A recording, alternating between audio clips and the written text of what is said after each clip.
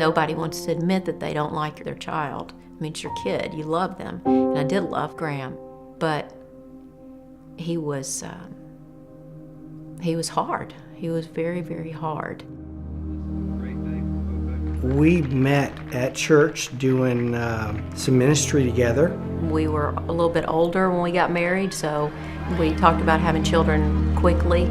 They were going to become Christians at a very early age because we were going to have them in church and pray with them all the time. And I think 10 months after we were married, we had Graham. We took him home. He was healthy. He looked just like me. We didn't really have a comparison, so we didn't know exactly at the moment that things were different. It wasn't that he was bad. He was just very, very, very active. He was moving around all the time, disrupting class, getting in trouble. I noticed too that he would not really play with the other kids. He didn't have friends. They would make fun of him. Just, it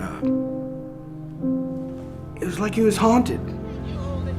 We took him to the doctor, and he was diagnosed with ADHD. That may be true, but there's something social that we're missing. He wasn't disciplined. He wouldn't listen. Okay, Graham needs a timeout or something. Here was this little person not doing anything that we said. We disciplined out of anger on several occasions. Graham, you need to get it and get out. It was scary, sometimes to think, what are we doing? We had a plan, but we felt very much out of control. We're spanking all the time, we're disciplined all the time. We're supposed to be having fun. We're supposed to have great relationships with our kids, and it's not turning out at all like we thought it was supposed to. Okay, look at the tip of my finger. At 10 years old, he was diagnosed with Asperger's syndrome. But instead of like a terrible news, it was kind of a relief. It was like, finally, I knew there was something else. When he was probably about 12, his behavior, it just was so overwhelming. I remember just going in my bedroom and being so exasperated. I just fell down on my bed and I just began sobbing, and I cried out to God and I said, God, I'm tired of asking you to help me because I can't do it. You need to do it. It was pretty amazing because I heard him say in my spirit, Graham is going to get it. And I sat up and I looked around the room and I said, what? And God said to me again, Graham is going to get it. And I said, okay, then I trust you that Graham's going to get it. And he didn't tell me what to do. He just gave me hope. I'm glad God gave me that at that point because it was pretty much downhill after that.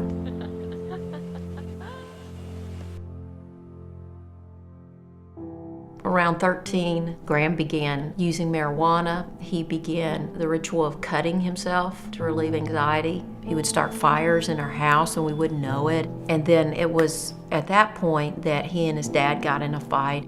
We were fighting each other, basically. And, I partly think it's my fault. But he ran out and he got a rock and he threw it and he hit me in the head. And I said, call 911. Victim of an assault has facial. The police said, that's enough, and we know you're going to let him come back, but we're not. And so they actually put a restraining order on him, and he went to jail.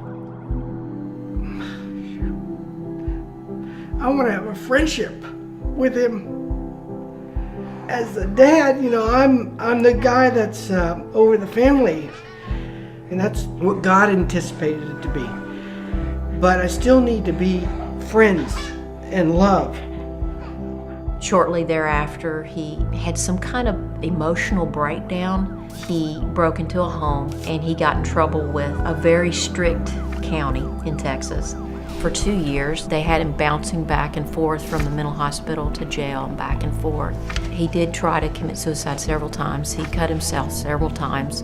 I can remember one time that he was bleeding out of consciousness because he cut his neck in several places.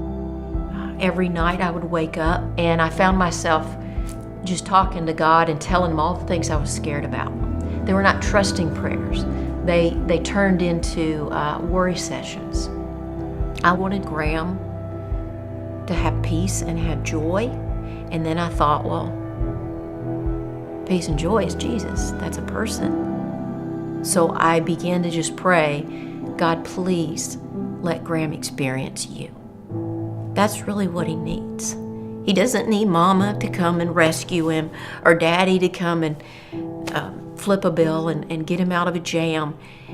If he's in a jam, you are his rescuer, and he has to experience you, and I have to let him go to do that. But when he finally did get out, he decided that he was going to go to Colorado. Marijuana was going to be his answer that was going to give him peace, and he got a bus ticket. He went to Colorado. Colorado wasn't everything he thought, so he ended up hitchhiking to Portland, Oregon. Hit the bottom there too, didn't have anybody that he knew. We're actually on a vacation in Mexico during this time, and Graham called us just half crazed. He was crying and screaming and mad because he had ran out of all of his medications, and he was at a hospital and they wouldn't give him any more medications. I said, Graham, we can wire you some money, but there's nothing else we can do. He got upset. He hung up on me. And right before he hung up on me, he said, I'm going to hurt somebody. I couldn't jump on a plane. I couldn't call him. He lost his phone. He called me from the hospital. There was nothing. This feels very bad. It feels like the end. And so all we could do was pray. And instead of having my worry sessions in my prayer, I cut it short, and I just told God, He is so yours, and He's always been yours. I want so badly to go rescue him, but I know you brought me here. I believe you brought me here for a reason, and you took me out of the way, and I need to trust that. So please help me just to let it go and to let you do your thing with him. And amazingly, I closed my eyes and I fell asleep. I actually took a nap. Like right away. And I don't nap, never nap. God just flooded me with peace right in the middle of the hugest storm. We were in Cabo for 2 weeks. We came home and I brought my mind back to my son. However we can do it, we have to get plane tickets and go to Portland. And it may be that we find him in a morgue. We had just to trust God, period. Come on, get it. So 2.5 weeks later, Hey, look at this. I got a call from California. I answered it, and I heard Graham. He called me and he said, Mom, I lost everything.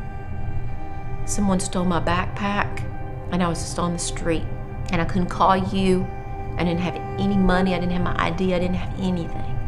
He said, I knew I didn't know anybody for thousands of miles, but I knew God.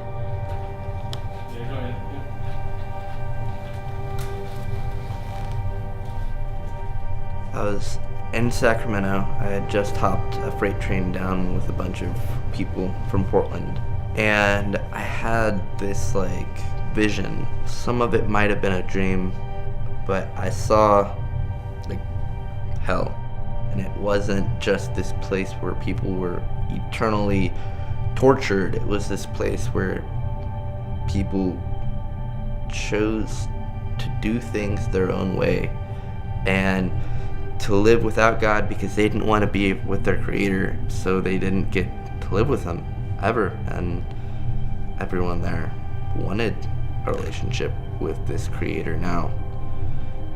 The next day, I was so filled with compassion and love for other people that the people I was hanging out with couldn't stand to be around me. They actually kicked me out of their group because of the transformation that happened overnight that night. Graham had experienced God. It's pretty amazing. At this time, I was still using medical marijuana to treat my anxiety, bipolar disorder. I remember very clearly God showed me what my life would look like if he did heal me, and what it would look like if he didn't. And the difference was extreme. And he gave me a choice. He also made that choice very easy. Amazing transformation since then. Graham is off of all his medication. He's off of all drugs. He's walking with the Lord. What we've prayed at his youth has come to pass in his older age. Who died on the cross for you? And that's who God's son is, isn't it? Jesus is the only source of peace that I have found. What I used to trust God for was an outcome, was what I was praying for, that I trusted that would happen.